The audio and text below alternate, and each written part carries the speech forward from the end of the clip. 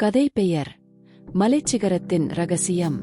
ஒரு அழகான கிராமத்தில் 2 தங்கைமார்கள் வாழ்ந்தார்கள், எஃப்ரின் மற்றும் எல்மிரா. இருவரும் ஆச்சரியமான விஷயங்களை ஆராய விரும்பும் சுறுசுறுப்பான சிறுமிகள்.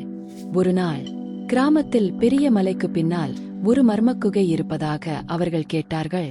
அந்த குகையில் பழைய அரசரின் பொக்கிஷம் மறைத்து வைக்கப்பட்டிருக்கிறதாம். எஃப்ரின் ஆர்வமாகச் சொன்னாள், நாம் போய் கண்டுபிடிப்போமா?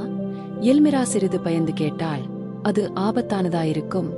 ஆனால் இருவரும் தைரியமாக பயணத்தை தொடங்கினர். மலை வழி கடினமாக இருந்தது. பாறைகள், முள்புதர்கள், கடும் காற்று. இருந்தாலும் அவர்கள் ஒருவருக்கொருவர் உதவி செய்து முன்னேறினார்கள். பாதியில் ஒரு சிறிய பறவை வலையில் சிக்கியிருந்தது. எல்மிரா உடனே அதை விடுவிக்க நினைத்தாள். எஃப்ரின் சிரித்தாள், பொக்கிஷம் நமக்கு பின்னால் தான் கிடைக்கும்.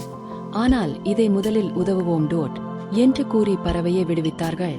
மலைச்சிகரத்தை அடைந்தபோது அவர்கள் ஒரு பெரிய கல் கதவை கண்டார்கள். அந்த பறவை மீண்டும் வந்து அந்த கதவின் மீது ஒளி வீசியது. கதவு மெதுவாக திறந்து உள்ளே ஒரு பழைய சன்னதி போல இடம் தோன்றியது.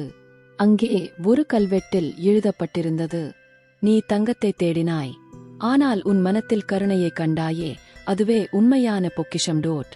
அந்த 2 தங்கைமாரும் புரிந்து கொண்டார்கள். நன்மை, மனம், தைரியம், மற்றவரை உதவுதல் என்பவையே வாழ்க்கையின் உண்மையான பொக்கிஷம் என்பதை. அவர்கள் மகிழ்ச்சியுடன் வீட்டிற்கு திரும்பினார்கள். கதையின் நெறி: உண்மையான பொக்கிஷம் தைரியம், கருணை, நன்மை, மனமே.